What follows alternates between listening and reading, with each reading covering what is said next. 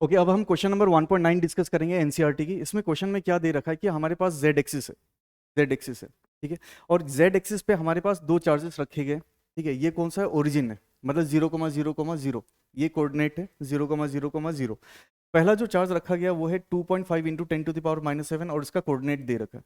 दूसरा जो चार्ज रखा गया -2.5 इंटू 10⁻⁷ और इसकी कोऑर्डिनेट दे रखी है 0,0, +15, मतलब जेड एक्सिस की अलॉन्ग है, ठीक है।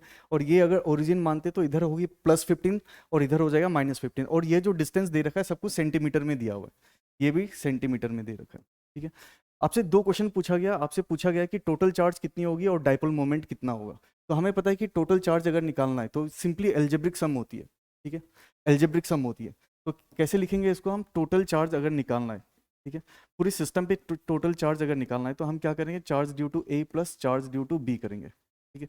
चार्ज ड्यू टू ए कितना है? 2.5 इंटू 10⁻⁷ और चार्ज ड्यू टू बी कितनी है? -2.5 प्लस -2.5 इंटू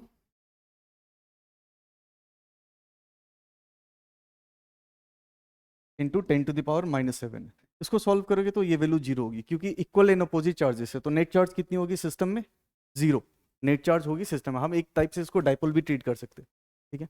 अब दूसरा क्वेश्चन क्या पूछा गया? डाइपोल मोमेंट निकालना है। डाइपोल मोमेंट का फॉर्मूला क्या होती है? Charge into distance between them, ठीक है। ये सिंपल सा तरीका होता है। ये डिस्टेंस ए मान के चलते, ये डिस्टेंस ए, और आपको पता होना चाहिए कि डिस्टेंस कभी भी नेगेटिव नहीं होती, डिस्टेंस कभी भी नेगेटिव नहीं होती। तो चार्ज कितना है आपका? मैग्नीट्यूड ऑफ चार्ज लिखना होता है इसमें, 2.5 इंटू 10⁻⁷ 2। और ए कितना है? सेंटर से इधर की डिस्टेंस कितनी है? 15 सेंटीमीटर है। तो सेंटीमीटर को मीटर में कन्वर्ट कर लेते हैं, ये आ जाएगा।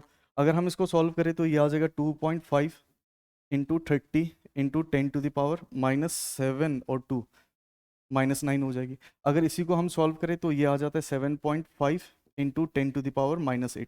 और इसकी यूनिट क्या होगी? डाइपोल मोमेंट का यूनिट क्या होगा? चार्ज इंटू डिस्टेंस, मतलब कूलम मीटर हो जाएगी।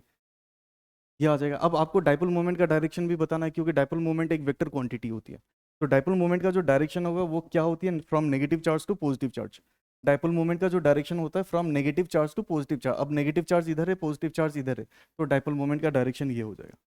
और इसकी मैग्नीट्यूड कितनी होगी? 7.5 इंटू 10⁻⁸ कूलम मीटर।